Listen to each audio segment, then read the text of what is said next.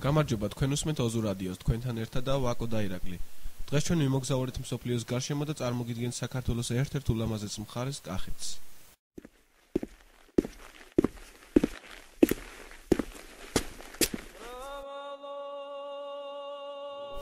ხოლო ქვეყანა ესე ფრიად ნაყოფიერი ყოვლითა მარცვლითა, ვენახითა, ხილითა, პირუტყვითა, ნადირითა, ფრინველითა და თევზითა.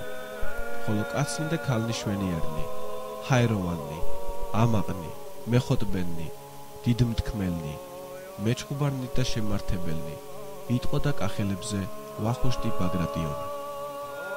კახეთი საქართველოს ერთ-ერთი უმშვენიერესი მხარეა კავკასიონის მთავარი ქედის თოვლიანი მთებით, მწვერვალებითა და უღელტეხილებით, ბარაქიანი ვაკეებით, ველმინდვრებითა და ნახევრად უდაბნო ადგილებით. იგი ქვეყნის აღმოსავლეთით მდებარეობს. კახეთს ჩრდილოეთიდან რუსეთი ესაზღვრება, აღმოსავლეთიდან და სამხრეთიდან კი აზერბაიჯანი. იგი მოიცავს 12,000 კვადრატულ კილომეტრ ფართობს. მოსახლეობა 407,000 კაცია. საოცარი სანახავია კახეთის კავკასიონი. ციცაბო ფერდობებით რომ ეშვება ალაზნის ვაკეზე. კახეთი უძველესი და უნიკალური მევენახეობა მეღვინეობის რეგიონია საქართველოში. აქ მრავალი ჯიშის ყურძენი ხარობს და შესაბამისად მრავალფეროვანი და ხარისხიანი ღვინოებიც მზადდება. კახეთის, როგორც ცალკე ტერიტორიული ერთეულად ჩამოყალიბება, უკავშირდება ქართველთა ერთდარგის, ქართლოსის ძის, კახოსის სახელს. იმ პერიოდში კახეთი მოიცავდა ტერიტორიას კავკასიოსა და კახეთის მთას შორის, არაგვიდან ტყეტბამდე.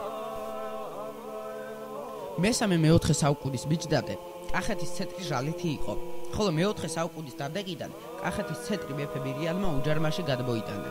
მე-11 საუკუნიდან დღემდე კახეთის ადმინისტრაციულ ცენტრად ქალაქი თელავი ითვლება. მერვე საუკუნეში წარმოიქმნა კახეთის ადრეფეოდალური სამთავრო. მე-9 საუკუნიდან მისი საზღვრები გაფართოვდა დასავლეთით ქართლისკენ, მდინარე ქსნამდე, აღმოსავლეთით ჰერეთისაკენ, ჩრდილოეთით კახეთის სამთავროს კავკასიონის ქედი ესაზღვრებოდა. ასე რომ ხევი, თუშფშავა ხევსურეთი და ქისტეთის სამხრეთი მთიანეთი მის ფარგლებში შევიდა. მე-11-მე-12 საუკუნის მიჯნაზე კახთა ქორეპისკოპოს კვირიკე მესამე გადადგა საქართველოს მეფეს, დაიპყრა კახეთი და ჰერეთიცა და იწოდა მეფედ კახთა. მე-12 საუკუნეში დავით აღმაშენებელმა კახეთის სამეფო საქართველოს შემოუერთა. გმადლობთ ყურადღებისათვის. მომავალ კვირაში ვიმოგზაურებთ ვენეციაში. არ დაგავიწყდეთ კომენტარების დატოვება.